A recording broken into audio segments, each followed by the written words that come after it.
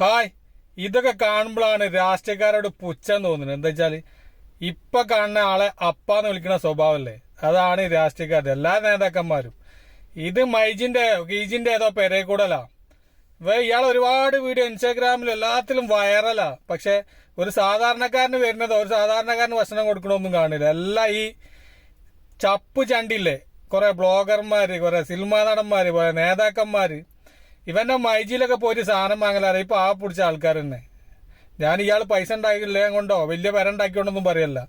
ഒരു സാധാരണക്കാരൻ ഏതെങ്കിലും ഒരു വീഡിയോ കണ്ടിട്ടുണ്ടെങ്കിൽ അത് പറയില്ല. ഇനി നക്കലും ഊമ്പലും ഒക്കെ ഇല്ലോൻ തന്നെ, പിന്നെയും ഇല്ലാത്തവനെന്നും കൊട്ടക്കൈ പറഞ്ഞാൽ ഒരു സംഭവം തന്നെ. ഏതായാലും മൈജി ആയാലും കെജി ആയാലും ഒക്കെ കണക്ക് തന്നെ. അപ്പൊ എല്ലാരും എന്താട്ടെ മൈജി പോയിട്ട് സാധനം വാങ്ങി കൊടുക്കി, ഓഞ്ഞ് വേറെ പേരും കൂടി ഉണ്ടാക്കട്ടെ. ഒരു സാധാരണക്കാരൻ ഏതെങ്കിലും വീഡിയോയിലോ ഒരു മനുഷ്യന്മാരുണ്ടാവില്ല. ഇല്ലോൻ എന്താ വെച്ചാല് ഇല്ലോനെ വിളിക്കുള്ളൂ, ഇല്ലാത്തവനെ വിളിക്കൂല.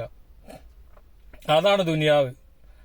അപ്പോ മൈജി ആയാലും കെജി ആയാലും ഇത് കണ്ടോണ്ട് പറഞ്ഞ രാഷ്ട്രീയക്കാരൊരു പരിപാടി വയ്ക്കുക. ഇതൊക്കെ കാണുമ്പോ രാഷ്ട്രീയത്തോട് പുച്ഛം തോന്നിപ്പോവും. അപ്പുറത്തുനിന്ന് കുറ്റം പറയാം, ഇപ്പുറത്തുനിന്ന് കുറ്റം പറയാം. നക്കാൻ കിട്ടുന്നിടത്ത് കോൽമ കുത്തി നക്കണോടത്ത് എല്ലാവരും ഒന്നിച്ചും.